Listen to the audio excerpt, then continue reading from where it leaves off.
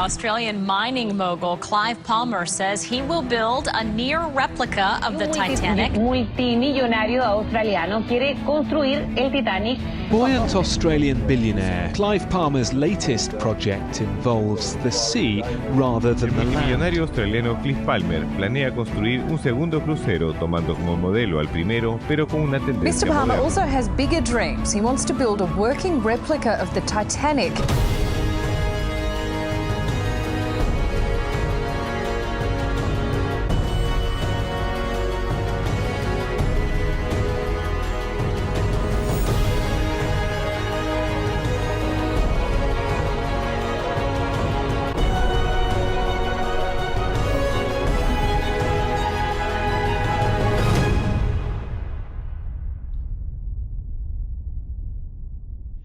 In a way, this video here inspired the message that I'll be sharing with you here this morning, which also serves as the introduction to a new message series, as Jennifer just mentioned, that I'm calling Navigating a Turnaround.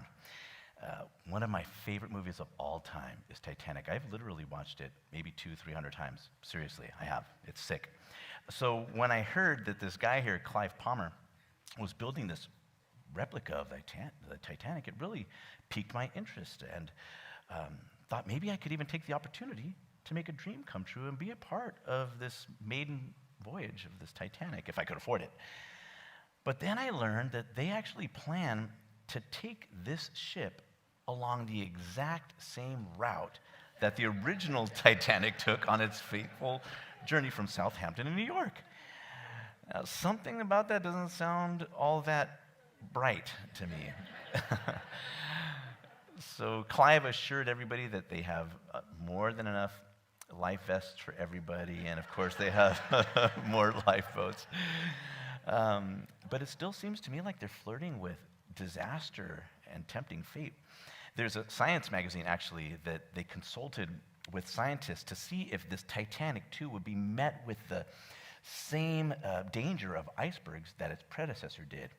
And what they confirmed was that it would actually face possibly even more icebergs, because what they discovered is over the last 10 years or so, the number of icebergs there in the North Atlantic have been increasing to the degree that they counted something like, in 2017, something like 1,000 icebergs along that stretch of ocean that the Titanic II is set to make its way through. And yet Clive Palmer, who's right here, in his interview that's attached to the article, he says this, despite hearing that, he says, "We will complete the journey. We will sail to New York on the ship that they've designed. This is our moment. It's our turn to board Titanic II and set sail on a new sea of our own making." What could possibly go wrong, right? In a way, I think Mr. Palmer here, maybe unintentionally, I'm sure, he's demonstrating the same kind of pride and arrogance that ultimately led to the demise of this infamous ship that was said to be unsinkable. I think it's interesting that just 2 years after the Titanic sunk into those icy waters, there was another luxury liner that met a very similar fate. And really, just like the Titanic, it was a disaster that had all the elements of a compelling drama. So for example, there were beautiful acts of bravery, like we saw in the Titanic. There was also some disgusting demonstrations of cowardice and selfishness. Both ships suffered more than 1,000 casualties, and both ships had politicians on board, and as well as famous actors who went down with the ship. And yet it's the Titanic that everybody in the world knows about. And I think there's something about the tragic sinking of the Titanic specifically that's left this indelible imprint on our collective consciousness. And I think it's because the story of the Titanic is about something far more profound than the sinking of a ship and these two star-crossed lovers, Jack and Rose. It's a morality tale that speaks to the danger of arrogance and vanity and excessive pride and self-confidence. In fact, as we know, the captain of the Titanic, I think you know this, was asked about the safety of the Titanic before its maiden voyage, and he said this. He said, I can't imagine any condition which would cause this ship to fail. I can't conceive of any vital disaster happening to this vessel. Modern shipbuilding has just moved us beyond that. And then even worse, again, like on the movie, one of the employees of the White Star Line was reported as saying that God himself couldn't even sink that ship. And it's that kind of pride that drove many of the very, very poor decisions that led to the demise of 2,228 people. It was an overconfidence in human ingenuity that lulled that captain as well as his crew into a false sense of security in this luxurious, man-made ship that they believed was unsinkable. And so the Titanic became this symbol of the dangers of arrogance and, again, excessive pride and self-confidence.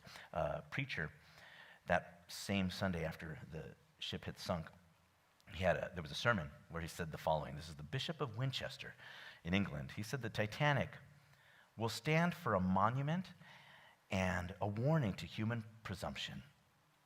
May God grant that we and our sister nation of America take to heart and profit from the lesson.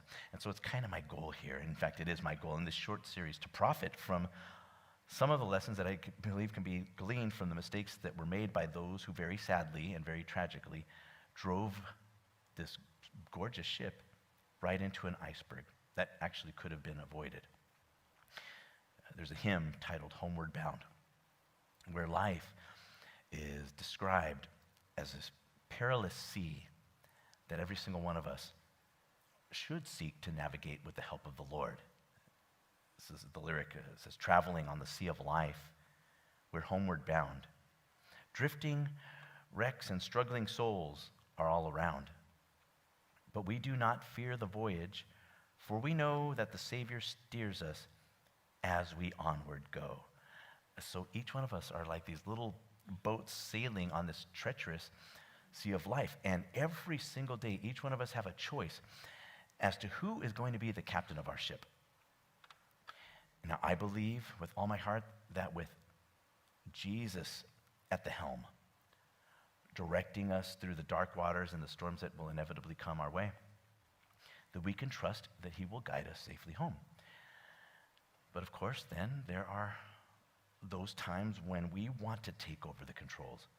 We want to be the king of the world. We want to steer our little ship in a direction that we think is better, or that we think might lead us to our destination, maybe a more attractive destination, or take some shortcut that we think will make for a more successful and fruitful journey. And all along, God is offering to guide us through this life. Here's one of the psalmists, the proverb says, I will instruct you and show you the way to go. I will guide you with my eye, the Lord says. His all-seeing eye, he will guide us. Of course, that is a choice we have to make to allow him to do that, but it's our tendency, of course, and I've been just as guilty of this throughout my life, is to want to go our own way. We want to be the master and the commander of our ship, sailing through this life confident very often in our own strength and our own resources, lulled into a false sense of security and invincibility, believing that we are unsinkable. And all the while, God warns us that pride comes before destruction. And we know this so well, we forget.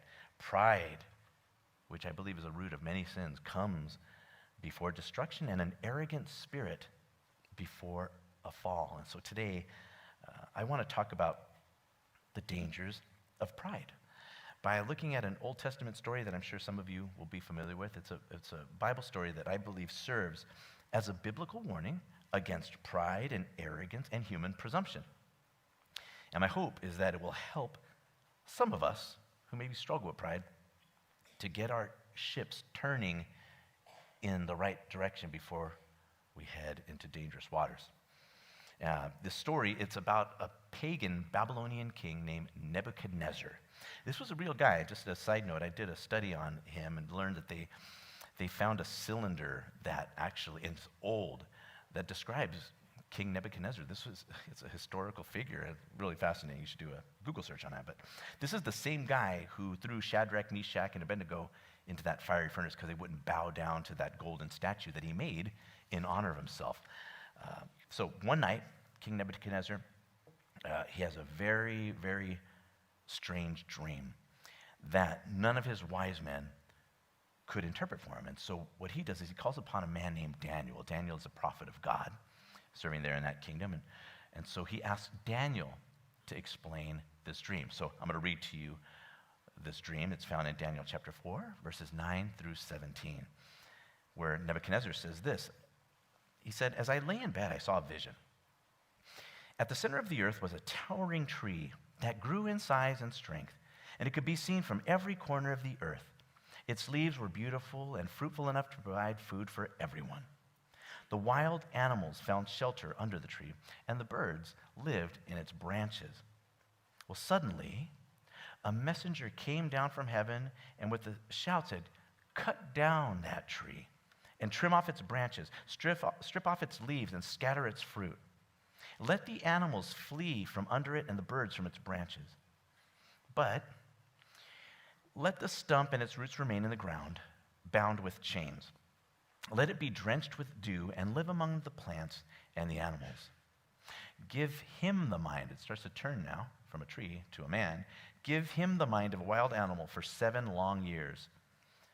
Holy angels announced this punishment so that all the people on earth may know that God Most High rules over human kingdoms, and that God gives those kingdoms to whoever he wants, and he chooses humble people to rule them." Just a side note, that's why we don't have to trip out when the person who we may have voted for may or may have not gotten into office. It's like, well, God's the one who's the boss of that, so. You probably guess who I voted for. Anyway, so that's the dream, okay? And the unfortunate news that Daniel has to give to King Nebuchadnezzar is that this dream is actually a warning to the king to turn his ship around or otherwise suffer the consequences. And here's now Daniel's interpretation. Daniel chapter 4, verses 24 through 27. "This is what the dream means, Your Majesty. The Most High God has given an order against you. You will be driven from human society and live in the fields with the wild animals.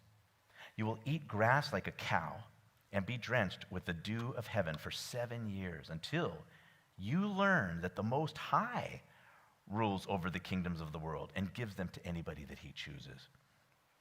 But also, this is words of comfort, but he gave orders not to disturb the stump and the roots. So this wouldn't be a final pronouncement upon him. This means that you will be king again after you learn that God who rules from heaven is in control." And then he warns him with this, "King Nebuchadnezzar, please accept my advice here.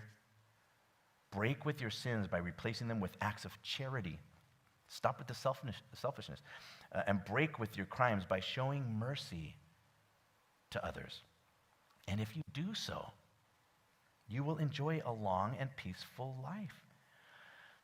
So this is kind of in keeping with the Titanic analogy. This is this iceberg right ahead moment where Daniel is trying to warn King Nebuchadnezzar that he is in very, very dangerous waters, and that if he doesn't slow down and change his course, that he is headed for disaster. It's important to notice that, I want you to notice the grace that is being extended here. This is good news for those of us who've stumbled and fallen and find ourselves in need of restoration. I mean, look at the grace that's being extended here. The king's fate isn't sealed. Daniel says that there's still a chance for him to avoid this potential pain that lies ahead of him. God is so good. In his kindness and mercy and grace, he gives Nebuchadnezzar here an entire year to turn the ship around. You know, contrary to popular opinion, God is very gracious and patient with us. I'm going to talk more about this next week. But God will always give us a warning and a way of escaping the snares and the traps that the enemy lays in front of us. You know, the icebergs that he places in our path. Always, God gives us a way out. There's no temptation, it says, I think it's 1 Corinthians 10:13, no temptation has seized you except what is common to men. But God is faithful, and he will not let you be tempted with more than you can handle. Anyway, again, I'll talk more about that this week, but there is a grace that's extended right here in the story. He could have turned it around, but unfortunately, instead of changing direction, this guy continues full speed ahead. Look at what happens here. Daniel chapter 4, verse 28.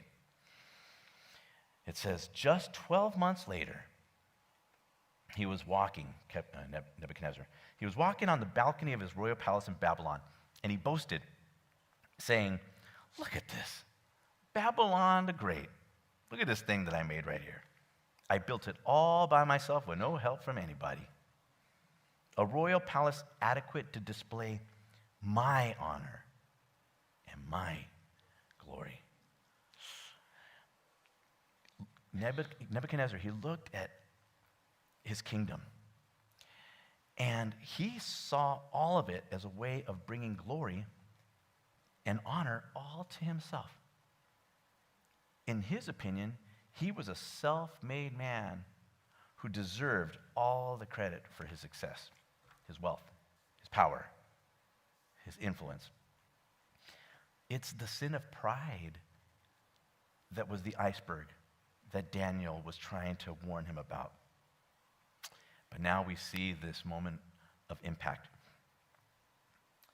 Again, he says, look, this Babylon the Great, and I built it all by myself, a royal palace adequate to display my honor, my glory. Wow, these words were still in his mouth. While these words were still in his mouth, a voice called down from heaven and said, oh, King Nebuchadnezzar, this message is for you. You are no longer ruler of this kingdom. That same hour, the judgment was fulfilled, and he was driven from human society. He ate grass like an ox and was drenched with the dew of heaven. He lived this way until his hair was as long as eagle's feathers and his nails were like birds' claws. This man who pumped fear into the hearts of so many people, this man who put people in this horrible position of enduring literal fiery trials in a furnace, was now going through a fiery trial of his own. But in this case, the things that were being burned away from this king's heart were attitudes of ingratitude and arrogance and pride and self-reliance. And God did that by allowing King Nebuchadnezzar to be ripped away from the very thing that was causing him to be so boastful and so overconfident and ungrateful. This arrogant and self-confident man who was so used to the glory and the honor that came with his riches and being the king of the world was now living out in the fields eating grass like a cow. He was dethroned. He lost everything. He lost that kingdom that he had devoted his whole life to building for himself. Now, the good news is that 7 years later, just like God promised King Nebuchadnezzar, he recognizes the error of his ways, and the story ends with restoration. Really good news. Now, but listen to the difference in his tone. This is King Nebuchadnezzar, verses 34 through 37. After 7 years had passed, I, Nebuchadnezzar, looked up to heaven. My sanity returned, and I praised and I worshiped the Most High, and I honored the one who lives forever. His rule, not mine, is everlasting. And his kingdom, not mine, is eternal. Our kingdoms that we try to build will fade. They will inevitably die with us. All the people of the earth are nothing compared to him. He does as he pleases among the angels of heaven and among the people of the earth. No one could stop God or say to him, what do you mean by doing this thing here? When my sanity returned to me, so did my honor and glory and my kingdom. My advisors and nobles sought me out, and I was restored as head of my kingdom with even greater honor than before. Now I praise and glorify and honor the King of heaven. All his acts are just and true, and he's able to humble the proud. Again, this is a side note, but I feel like it's important for me to share this because I've been a recipient of God's grace. When I lost everything, if you're humble enough to turn to God, he will restore you. He's able to restore you and give you back what you squandered. He did that for me. I've told the story, so I won't get into it. Again, it's a side note. Maybe I'll talk about it in the next couple of weeks. There's hope. Okay? In the end, God gave everything back to Nebuchadnezzar. It was kind of like It's a Wonderful Life. He got it all back. And then some. But it took a very painful and very, very humbling fall from grace for this king to learn that God resists a proud heart and that he's willing to allow us to experience the pain of the choices that we make in light of our pride and arrogance and thinking that we're indestructible. And I could keep doing this thing right here and nothing's going to happen to me. That was my motto. What's a motto? I don't know. What's a motto with you? All right. Rudy. This is such an important lesson for us to keep in mind as we live here in this modern day Babylon of ours. You know, listen to what Paul says in the letter to Timothy, which really describes the times that we live in. He says this, "Mark this, there will be terrible times in the last days where people will be lovers of themselves, lovers of money, boastful, proud, arrogant, ungrateful, conceited, lovers of pleasure rather than lovers of God, having a form of godliness, but they deny its power." Man, that's our culture in a nutshell. We live in a society that's constantly promoting this idea that our worth is attached to our bank account, or our accomplishments, or our weight, our looks, our possessions, our position in life. And that destructive philosophy of life just kind of trickles on down to us and even is pervasive here in the church. And we buy into it to the degree that most of us spend the majority of our time on earth, which is very, very, very, very, very, very short. Most of our time is spent in this life building our little kingdoms here on this earth, amassing wealth and possessions, jockeying for position at work or wherever, hoping to get some kind of glory and praise for all the things that we've done and all that we are. But man, if we are not careful, slowly over time, we can be lulled into a false sense of security, kind of like the unfortunate, what are the guys who drive the ship? Those guys, anyway. Like those folks who wrongly believed that the ship that they were sailing was unsinkable. We begin to put our faith in the kingdom that we live in, America. I think it was like too big to fail, and or we put our faith in the kingdom that we've built for ourselves instead of placing our trust in God. Or worse, we become like King Nebuchadnezzar. Hopefully nobody's like that, but really stepping back and with an arrogant, ungrateful heart saying, look at what I built here. Look how successful I am. By my own mighty power, I have built this beautiful life to display my majesty and my splendor. I mean, maybe we don't say that out loud, but in our heart we think that way. And our focus moves away from recognizing God as a provider and king to building our own kingdom, and it happens without us even realizing it. In fact, I think, and I'm sure in a crowd this size, that there's some people thinking to themselves, well, thank God that I'm not a prideful person. That's really true. I know this because I know some of y'all. I thought you might say that. And so I put together a compilation of 15, but I won't read them all, don't worry. Very subtle, but dangerous behaviors and attitudes that we engage in that might be signs that we are operating in pride. Again, for the sake of time, I'm only going to cover 5 of them very, very quickly, okay? But think of yourself in light of these things that I'm about to read right here, okay? First one, you are consistently critical. Do you find ever that you're always pointing out the faults in other people, looking down your nose at other folks. Christians are often very, very, very guilty, unfortunately, of this. Looking down at other people for the sins that they're committing, thinking that how disgusting their sin is, while all the while they're ignoring the disgusting things that they do when they're behind closed doors. That's really, really true. It's spiritual pride, and that's a sin. Again, do you ever find yourself belittling others? You're making mean and judgmental comments about the way they look, their weight, maybe the way they dress, their financial status, maybe their ethnicity or gender, political affiliation, or any other outward thing. You ever find yourself doing that? Sometimes we do that, and I've been guilty of doing that too. It's because deep down we think that we're better than those people. A very popular preacher, theologian, late 1700s, like 1750, he said, "The spiritually proud person shows it in his or in her finding fault with others. The eminently humble Christian has so much to do at home and sees so much evil in their own heart that they are not apt to be very busy with the hearts of other people." That's really wise words. So, are you consistently critical? That could be a sign that you are prideful. This one, a consistent need for attention and affirmation. I've been that guy too. I'm just going to tell you up front, I've had a battle of pride all my life. I think I'm a short Mexican, so I have this chip on my shoulder, like most short people do.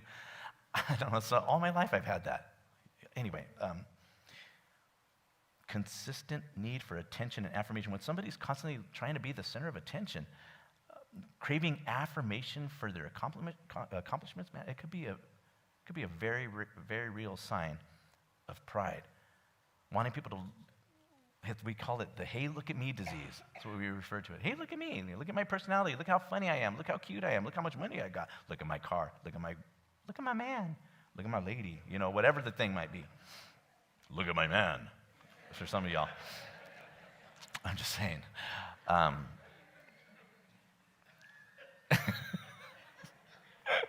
Oh, Father.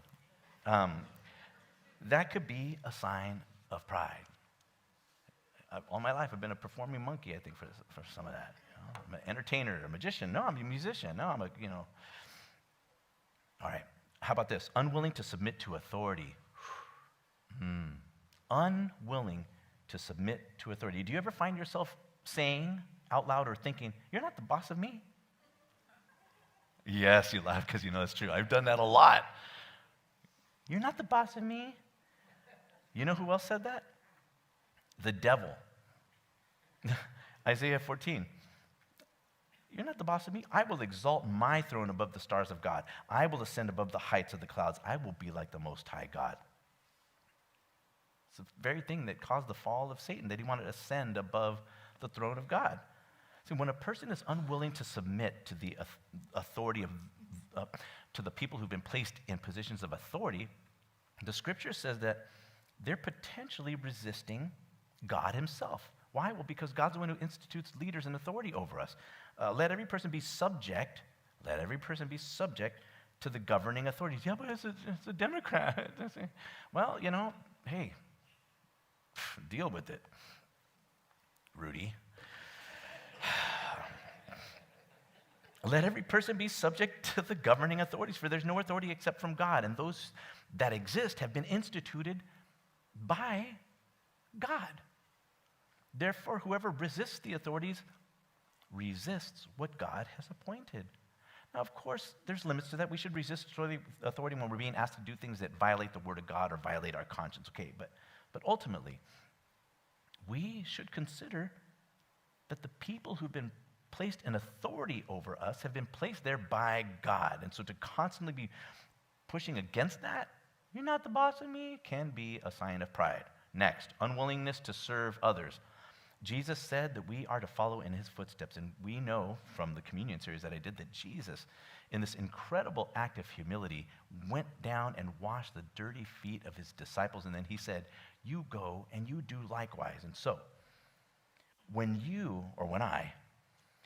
we're offered the opportunity to serve within these walls, as we ask a lot, or out there, and we say no, what is that saying about us? I think it says that we have some pride there. Last one. Unable to receive constructive criticism. I would say this is probably one of the most important ones on this list here. Do you get all defensive when someone tries to lovingly challenge you about a destructive behavior or destructive, hurtful, harmful attitude that they see you displaying in your life on a consistent basis? Think about that, really. I've said this before. One time I've shared this before. It's just funny. One time I asked Charlene, I said, baby, what I want you to do is just give me a list of some of the things that you feel like I really need to change. It was something, I think, out of an accountability meeting.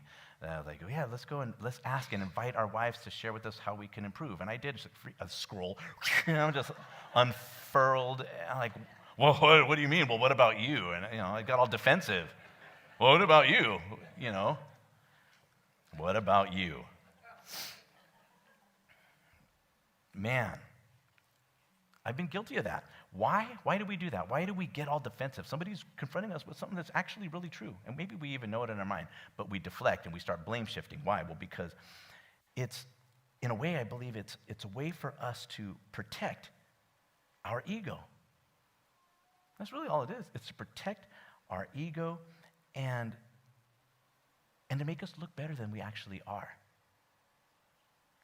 Which I think, again, makes us one of the most dangerous forms of pride on this list. Why? Well, because it makes us refuse to apologize. It makes us refuse to admit that we might actually be doing something that is wrong and that might require us to change and move into a different direction.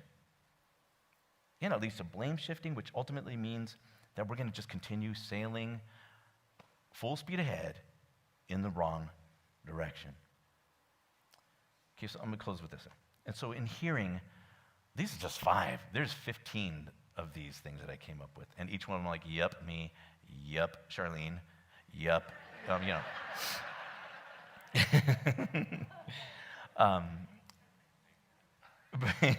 Don't tell her I said that. But, hearing just a few of these potential signs of the pride of life, do you recognize any way in which you might, to some degree, be engaged in pride? I mean, it's easy to look at them and go, oh my gosh, I wish so-and-so was here. Yep, this is like the person next to me. No, this could be you. And only a prideful person won't recognize that. And so if you do recognize that, what do you do about it? Well, just do the opposite.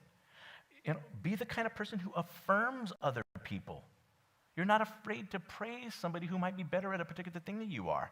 You're willing to not just share the spotlight, but shine the spotlight on them and what they're doing. Yeah, but then what if they get that raise and they get the promotion and I don't? Well, then take your thumb out of your mouth. Would you rather be faithful to what the scriptures say? Well, that's mean. Well, it's really true. Be the kind of person who builds others up. And rather than seeing the bad in everybody, identify the good things that are praiseworthy. Humbly look for opportunities to serve other people here. In Old Town, many places you can serve, or out there in our community, ways to do that. Be the kind of person who's willing to admit when you are wrong. And not just admit it, then say, I'm sorry. Asking for forgiveness. That's how you deal with that. As we move toward Thanksgiving here, it's good to always maintain an attitude of gratitude and thankfulness. I believe that ultimately is going to be, in many ways, the antidote for pride. It's being grateful to God for all that he's given. All good things come from the Lord's hand. I'll remind you again, pride comes before destruction and an arrogant spirit before a fall. I feel that I've given you some compelling reasons to root pride out of your life. It's incredibly dangerous, and we can avoid a lot of damage by turning our ship around. I believe that as we adjust our rudders accordingly, we can trust that while we will face rough waters and storms from time to time, with God at the helm of our little ships, we're guaranteed a safe journey home.